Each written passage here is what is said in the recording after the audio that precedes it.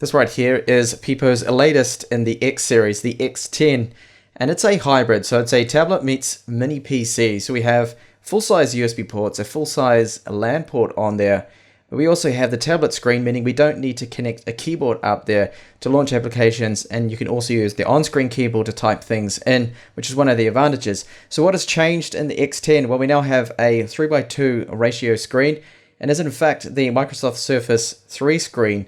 So it has a resolution of 1920 by 1280, and it now has a 10,000 milliamp hour battery, something that the other models did not have. So you can transfer this one from one room to another if you wanted to, and connect it up to another TV.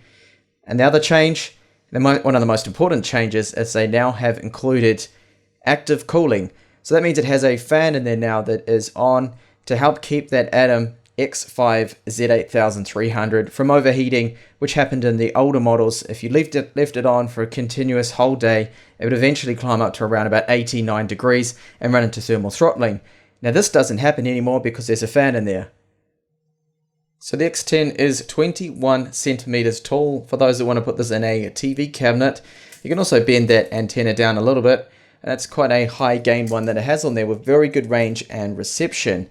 And you'll see we have the power on controls here like a tablet, full-size USB 2 port, a USB 3 port, headphone jack, but we are lacking an actual microphone on the device. On the back, a micro SD card slot. I can confirm it takes 128 gigabyte micro SDs with no problems, and it runs at full high speeds. We have a USB 2 port, there's two of them on the back, a full-size HDMI, and a 100 megabit LAN port there, and finally 5-volt DC in for charging the device and keeping it powered. Now you notice along here we have this grill. There's a mesh behind it to stop dust getting in. That's basically the vents there for the fan inside. Lastly, on the left hand side is the second speaker. And here's a look at the internals. You see it has a tiny little fan. This is what keeps it cool and stops it from going over 80 degrees. So it actually does quite a good job, but it is audible. You can always hear it's on. It has a constant velocity. It doesn't seem to vary at all. And on the back, there is a very large thermal pad. Now this thermal pad is transferring heat also from the base of the motherboard onto the back of the X10. So all of the 4 USB ports, including the USB 3 port, can power external hard drives just fine, and the USB 3 port is working at USB 3 speeds. However, there's one problem. When you connect in an external hard drive, for some reason, it creates static over the left and right speakers. So you'll hear this slight buzzing noise, and this isn't good.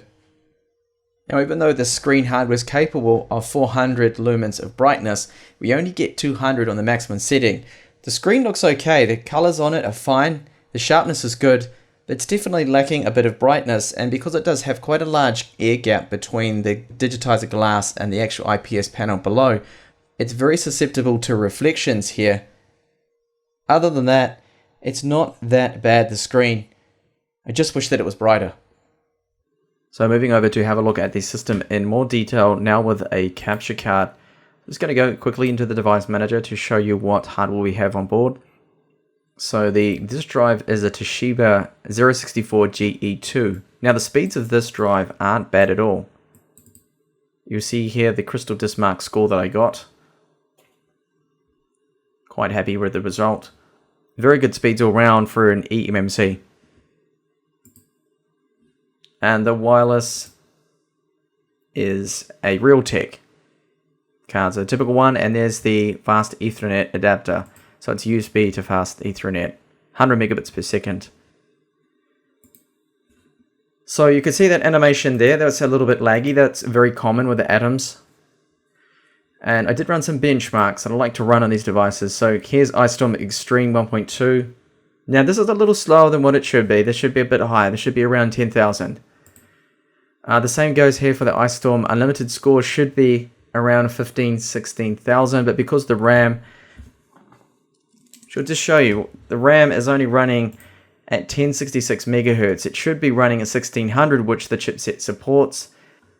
So is it capable of displaying two monitors at the same time? So yes, it can use the internal screen and then project via the full-sized HDMI. So just quickly show you here that you are able to just swap over. between, so you can duplicate this display, which I'm doing at the moment to capture this with my screen capture card.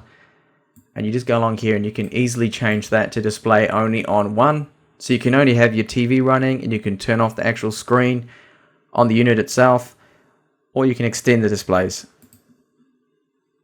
Battery life of it, well, it does have a 10,000 milliamp hour battery in there, although battery bar is only detecting 9,188.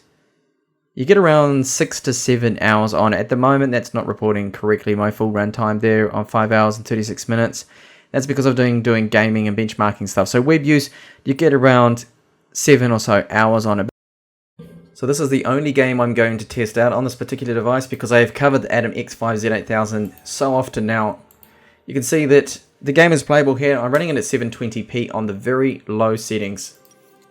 And it's around 40 frames per second, dipping down to about 30.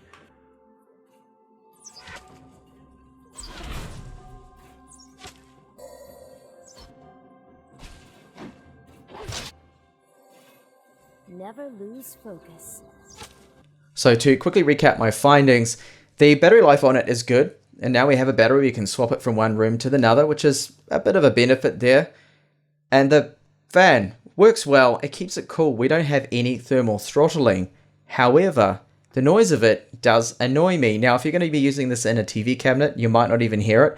But if you're going to have it sitting next to you, then I find that noise to be a little bit annoying. And one of the benefits of Atoms normally is they are passively cooled, so they're completely dead silent. This isn't the case here. And another thing that I didn't like was the fact that if you plug in an external hard drive, you will hear this buzz noise and interference coming from the speakers, which isn't good to hear. The screen is good, 3:2 ratio is nice, but I think it's more beneficial in an actual tablet and not this kind of hybrid that we have here. The brightness of it at only 200 lumens of brightness isn't really enough. And the other thing about it, well, there's no microphone, so we can't use Cortana, which is disappointing. The X9 had that same problem. So can I actually recommend getting this? Well, it depends what your needs are. If you want a hybrid mini PC with a larger screen on there that you don't need a keyboard to launch applications or search on YouTube through your TV, then it's something to think about. But personally, I would go with the X9 because it doesn't have a noisy fan in it. Thank you so much for watching this review, and hopefully I'll see you back in the channel with more up-and-coming reviews on tech from China. Bye for now.